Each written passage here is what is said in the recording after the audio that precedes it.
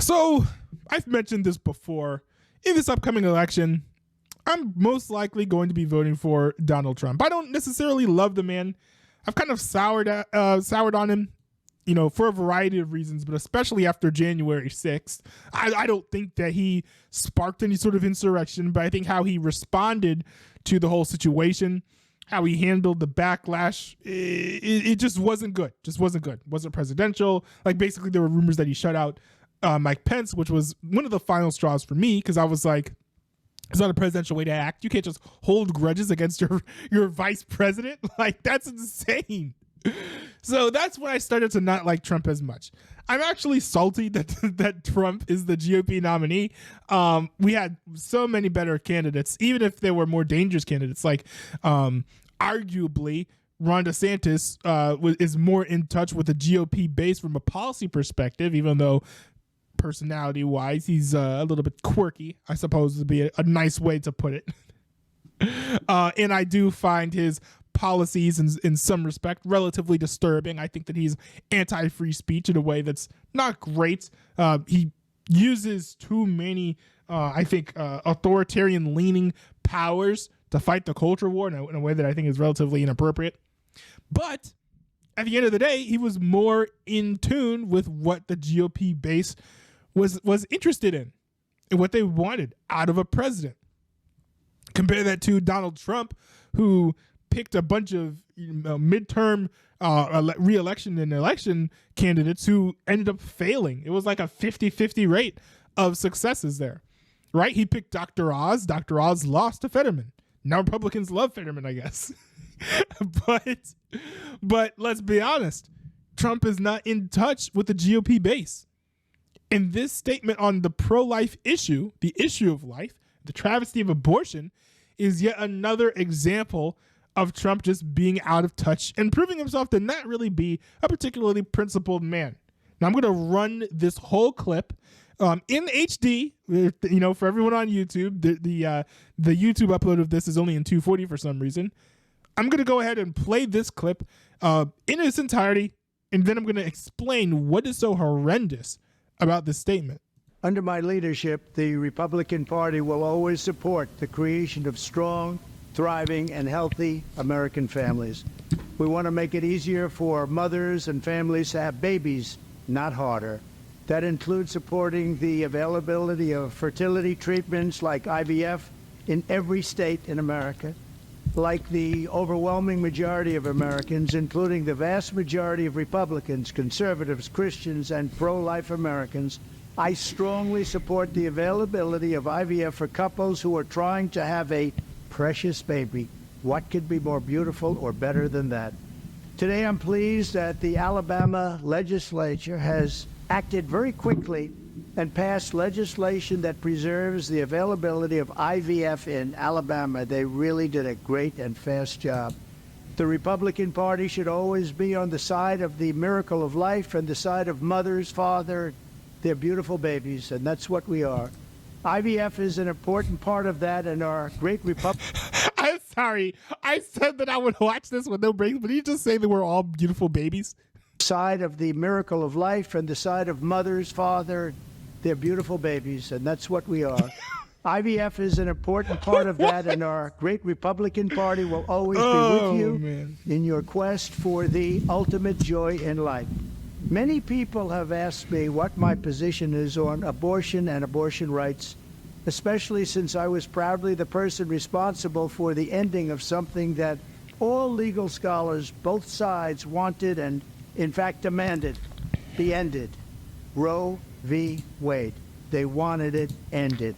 It must be remembered that the Democrats are the radical ones on this position because they support abortion up to and even beyond the 9th month. The concept of having an abortion in the later months and even execution after birth, and that's exactly what it is. The baby is born, the baby is executed after birth, is unacceptable, and almost everyone agrees with that. My view is now that we have abortion where everybody wanted it from a legal standpoint, the states will determine by vote or legislation or perhaps both, and whatever they decide must be the law of the land, in this case, the law of the state. Many states will be different. Many will have a different number of weeks, or some will have more conservative than others, and that's what they will be. At the end of the day, this is all about the will of the people. You must follow your heart, or in many cases, your religion or your faith. Do what's right for your family and do what's right for yourself. Do what's right for your children. Do what's right for our country, and vote. So important to vote. At the end of the day, it's all about will of the people. That's where we are right now, and that's what we want, the will of the people. I want to thank the 6 justices, Chief Justice John Roberts, Clarence Thomas, Samuel Alito, Brett Kavanaugh, Amy Coney Barrett, and Neil Gorsuch, incredible people, for having the courage to allow this long-term, hard-fought battle to finally end. This 50-year battle over Roe v. Wade took it out of the federal hands and brought it into the hearts, minds, and vote of the people in each state. It was really something. Now it's up to the states to do the right thing. Like Ronald Reagan, I am strongly in favor of exceptions for rape, incest, and life of the mother. You must follow your heart of this issue, but remember, you must also win elections to restore our culture and, in fact, to save our country, which is currently, and very sadly, a nation in decline. Our nation needs help. It needs unity. It needs us all to work closely together. Democrat, Republican, liberal, conservative, everyone, we have to work together. We have to bring our nation back from the brink, and that's where it is. It's at the brink, and we will. We will do it. I promise you, we will do it. Always go by your heart, but we must win. We have to win. We are a failing nation, but we can be a failing nation no longer. We will make our nation great. We will make our nation greater than ever before. Thank you very much. Honestly, watching that all the way through, that was worse than I remember. Low key. Because, and there are multiple issues with this. One issue with this is that this is largely in response to, I think it's 1 or 2 states banning IVF, and then basically rolling back that ban after a bunch of backlash. Now, for those of you who don't know, for those of you who did not have your fingers to the pulse of the pro-life movement over the past 20, 25 years or so, I've been hearing rumblings and rumors about like, oh, why do pro-lifers even put up with IVF? Right? Like IVF destroys embryos or whatever. And apparently this Washington Post article back from 2015 actually makes this same point. Fertility clinics destroy embryos all the time. Why aren't conservatives after them? To be honest, the answer is that the point of using IVF is to allow people who cannot have babies through ordinary means, allow them to have a chance at a pregnancy. So it's viewed as a noble endeavor. That's kind of Trump's point, right? Which is, hey, these people are trying to have babies. What's so bad about that? We want to support families. The problem is that no matter what, how well-intentioned or ill-intentioned your reasons might be, there's no legitimate reason to kill a baby who's not going to do anything to you. That's why, I support abortion in the case of the life of the mother, but no other reasons. Not to save your socioeconomic status. I'm sure that will make some people upset, right? Not for how the child was conceived or who it was conceived with. I don't think that we have the right to kill anyone based on the lineage or the heritage of the individual. I don't think that makes any sense. So if I'm not going to support killing, the product of some sort of illicit relationship when the person is 5 years old or 15 years old or 25 years old or 50 years old, then why would I support killing that exact same person in the womb? I won't. I don't think that murder is acceptable even in these cases. Now, I do appreciate people like Bill Maher here. Bill Maher gave a scorching rebuke to the video that Donald Trump put out, and I think it's extremely, extremely relevant and extremely poignant. Check this out. Not if you believe it's murder. That's why I don't understand the 15-week thing. or the Trump's plan is let's leave it to the states. You mean so killing babies is okay in some states? Like, I can respect the absolutist position. I really can. I scold the left on when they say, oh, you know what? They just hate women. People who aren't pro-life, the pro-choice, they don't hate women. They just made that up. They think it's murder, and it kind of is. I'm just okay with that. I am. I mean, there's 8 billion people in the world. I'm sorry, we won't miss you. That's my position on it. What? That's quite harsh, Bill. Yeah, exactly. I'm not Is sure that not your position if you're pro-choice? Isn't that mainly because you don't like children? I mean, Yeah. No. Now, he does make a good point because it was reviewed, I think, in his interview with, I forget which interview it was. Maybe it was Candace Owens on he's got like a Club Random podcast or whatever. He did say that he hates children. He does not want children.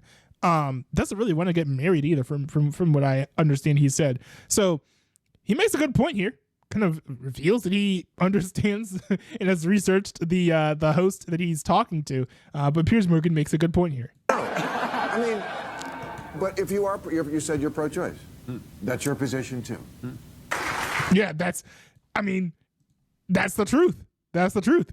And I'm not one of those people who's going to like go clap for everything that Bill Maher says, but he makes a really good point, particularly on what it means to actually be pro-life. It's not pro-life to be like, abortion is murder.